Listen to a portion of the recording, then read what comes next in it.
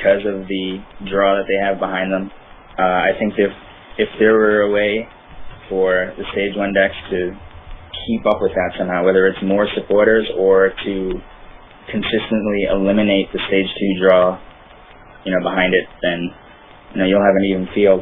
Personally, I would love to run a Stage 1 deck just because I'm paranoid about getting Stage 2s out. I'm just really terrified of my own deck and cards all the time. But if at all possible, I'm going to run a Stage 1 deck. So yeah, actually, I agree. I think as of now, the Stage 1 decks are the front runners in my testing. Obviously, I haven't tested very much, but the little that I have tested, I think Stage 1 decks are outperforming the Stage 2s. Stage 2s are clunkier, and I don't like clunkiness. I think that when you're looking at a Nationals tournament that's going to be, X rounds long, I would much rather have a consistent, turn 2 Stage 1 Pokemon that's going to be, starting to knock Pokemon out from turn 2 on, instead of having to worry about whether or not I can get my Typhlosion in play, on turn 2. If I get it out on turn 3, it might be a little bit too slow. If my opponent hits a reversal, it's out of my hands. I don't want a tournament to be out of my hands, I guess is what I'm saying. And I think that's what Stage 2 decks currently have. I could be wrong. I'll test some more. But as of right now, I think Stage 1 decks are the better deck. So we can mark Krim and Bolt down for Stage 1, Drew and Kyle for Stage 2s, and I'm just kind of in the middle where I don't really know what I'm playing. Can we be real here, Krim? I mean, honestly, you just don't want to think. You just want to play a rush deck.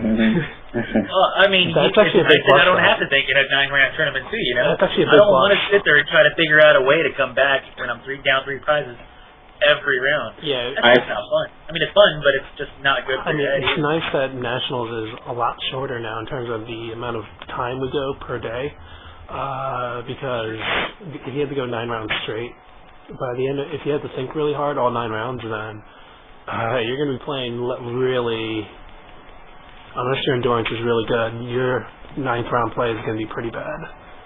I've had a friend tell me that he did not like playing a certain deck because the days were just way too long. I believe the deck was Dialga, and I believe that it was Kyle Shukovich who had told me that. So if I can, I actually preferred the 2-day format rather than the 3-day. The 3rd day actually killed me.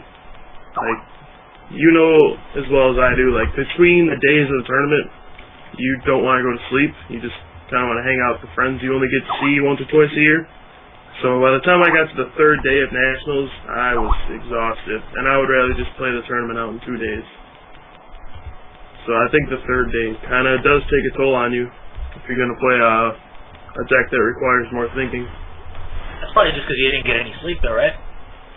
Well, yeah, but that's to be expected. I'm just saying, if you would have gotten a little bit more rest from Saturday night to Sunday morning, you might have felt a little bit better about having to play 3rd day. You were also playing Dialga Chomp. Let's be real, not many decks actually are that complicated. The only deck that kind of is more complicated would have been Mulok. And it's just Mulok and then Dialga Chomp, and then there's a big gap or rather a big drop on complications for decks. So the way I always thought about it though was that I played the deck so much that I kind of knew what to do in almost every situation, but my opponents probably never really played against it that much, so it would actually exhaust my opponent to think just as much. So this is like the Chad theory of, man, they're not going to play this deck, or they're not going to play this card. That's what I just heard. So. All right. So real quick, obviously we're still torn on Stage 1 for Stage 2. All that really means is that there is no right choice yet. Obviously there will be eventually, but as of right now, we just don't know for sure. So play something you're comfortable with. Yeah, play something you're comfortable with, and play something that's tested well for you. Ignore the fact that it might not be consistent, or you're relying on flips too much. That's the way the format is. The format is going to be relying on flips. If you don't want to rely on flips, then you're actually going to put yourself on a disadvantage because you're not going to give yourself the ability to get those heads on your reversals. So, ignoring that, we can say that we're pretty torn as of now. We'll probably touch the subject again in a couple of weeks right before Nationals because we'll probably have a much better understanding of the format. so let's start to get into the viewer questions. Please, if you guys have any questions, instant message me at at the Top Cut on AIM or Top Cut Pokemon on Twitter, and we'll be sure to try to ask them. But as of right now, the first question we're going to have is, what do you guys think is the best supporter engine for Stage 2 decks, such as Typhlosion, and why? We'll start with Bolt. I've got to admit that the very first thing I do whenever I'm building a deck is 4 Pokemon Collector immediately. And for some reason, I get a lot of looks that 4 is too many. And I'm just a huge fan of consistency. I refuse to play less than 4. And think what you want, but there you go. There's the first 4. Then from there, depends on, what else. I think, depending on the deck, I'm going to run 3 to 4 Juniper in the Stage 2 deck. Then I'm going to go into Tex, and then if I've got space, I'll run an Oak's New Theory or 2 or 3. But I like drawing cards, guys. I like drawing cards. I'm sorry. Yeah. In my Typhlosion deck, I currently have, and again, you guys might think it's too much or too silly, but I currently have, I want to say, 3 Collector and a Pichu. But not only that, I have 2 Juniper and 3 Professor Oak's New Theory. I think that card's pretty nice with Ninetales, because you shuffle in, draw 6, and then you draw another 3 from. Your draw engine is bad. No, I think it's a little better. Your draw engine is terrible. I think you've got what's your draw engine, buddy? Stages training. Be quiet. Yeah, I mean, obviously everybody's torn, but I personally think that Professor Oak's New Theory is actually underrated. Shuffling in means that you don't have to get rid of your junk arms, you don't have to get rid of your Typhlosions, which are actually crucial. Because if you have a 2 Typhlosion hand and you don't have a way to get it into play, you're gonna be in a lot of trouble. So you don't want a Juniper, but you want to get a fresh hand. So I like New Theory. Shuffle in. Hopefully I hit a Fire Energy so I can draw 3 more. At that point, you have more than enough cards to work with. But that's the engine that I use. What about you, Drew? I think it goes back to what supporting Pokemon you're going to use. If you're going to use Ninetales, you're probably going to have more draw-based supporters like Juniper, because you don't have to keep a hand size limit like you do with Magnezone. If you use Magnezone, you're going to use more Judge, more Copycat type cards, because you're trying to stay under 6 so you can actually draw some more cards during the turn.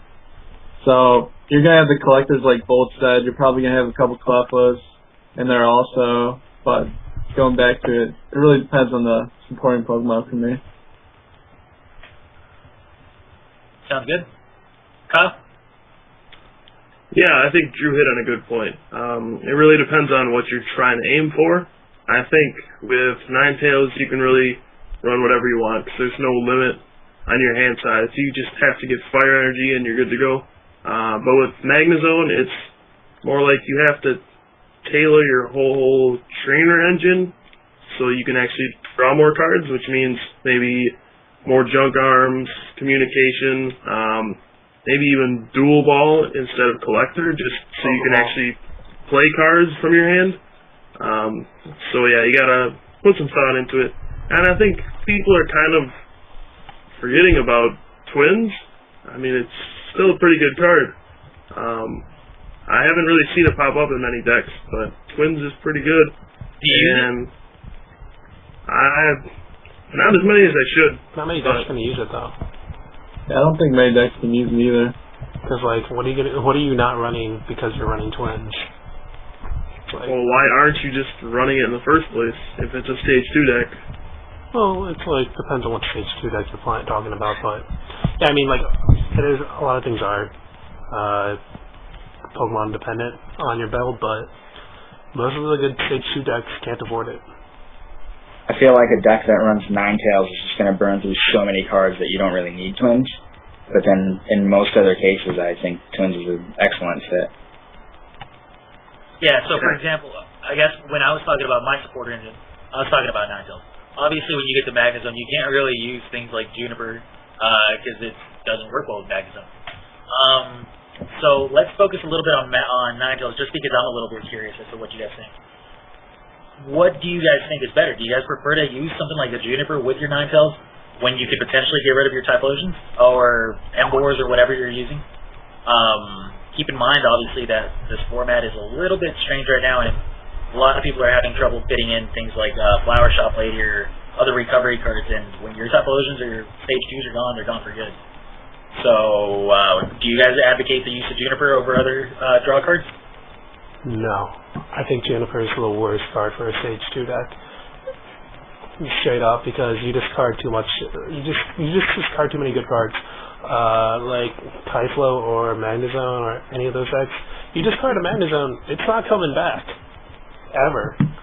And then your Magnemite is dead card too, because, well, you built your deck to have like a 4/1/4, 4/2/4 Magnezone, and it's just, you discard the risk is too high for Juniper. I mean, like, you run into those situations where you're like, hey, this is great, I have no cards in my hand, I can Juniper for 7, yeah!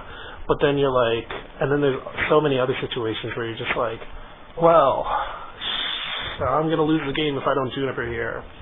But I'm gonna lose the game because I'm Junipering away all my good stuff that I need later. So I think Pont is better than Juniper at the moment for Stage 2. It's not so much of an issue though for Donphan, because Donphan's like, hey, I don't have a hand anyway. Stage 1. Yeah, but I think Stage 1 decks are the only decks that can really abuse Juniper to its fullest, whereas the Stage 2 decks kind of go, sometimes it's good, a lot of times though it's bad. I kind of disagree. I feel like you're gonna run in, I mean, in my experience, you run into so many times where you're just like, I need this crucial card, you know. Maybe you've got a Typhlosion in your hand that you would discard, but don't play the Juniper. But if you've got a hand with like... if you don't have anything in your hand other than the Juniper, and you're dead next turn, what do? You have to play Juniper. Collector into you play Twins, you Collector into a Cleffer or something. But I think that there's a lot of times when you're like, alright, I need an extra fire energy in play this turn. I've got no other outs to a Typhlosion. I need to draw a new hand. Then you draw the Typhlosion, you draw the fire, you've got these 2 extra cards that you've needed, and it puts you in a much better position. I'm not saying that Juniper is outright better in every situation. I'm saying that it's very well worth taking a look at in your Stage 2 deck, because you will run into spots where you just need to draw more cards and you need that extra consistency. Yeah, but if you're so you think that one extra card is going to be, and I'm not saying you're wrong, but I'm asking, do you think that one extra card is going to overrule the fact that you're going to eventually, need that third Typhlosion that just went into the discard? Do you think that it's going to make up for that fact? I think it's, they're going to have situations in both ways, and which way are you more willing to take? I personally think that, I'm willing to take the chance of being in a situation where I might have to discard a Typhlosion to getting 7 new cards into my hand. Okay. Kyle? Yeah, I think when I saw Juniper was being released, I mean, the first thought was, wow, this is actually really good. Professor Oak's coming back. But it's kind of been disappointing for the most part. I mean, you can't really afford to get rid of a lot of your stuff. I mean, there's nothing more devastating than having to, put 2 of your Stage 2s in the discard just so you can draw a new hand. But that being said, I mean, it does have a place in, Typhlosion. It has an additional effect in Typhlosion to get fire in the discard, too. But, I don't think you should be, maxing out on them or anything. But it definitely has a place in the decks, and I think it's a solid card. Nothing spectacular, though. I think I'd run 2 in anything, at least. I just feel like I wouldn't want play that option. No way. I wouldn't play it in Magnezone. Oh, not Magnus. I mean, not Magnezone. Yeah. And take a look at your deck and see, can you use Juniper? But if the answer is yes to that, then I'd play 2, hands down. Yeah, it's the best overall draw card, hands down. Okay. I run 2 in my deck, so I'm kind of happy with that question, that answer. Drew? I think it definitely has a place in Typhlosion, but I don't know. You're not going to want Shuffle Draw. I hate Shuffle Draw in Typhlosion, especially with Ninetales. You're just recycling all those cards you just drew back in your deck. And most of the time with Juniper, I find that you get rid of cards you didn't want. I mean, sometimes you get rid of Typhlosion, but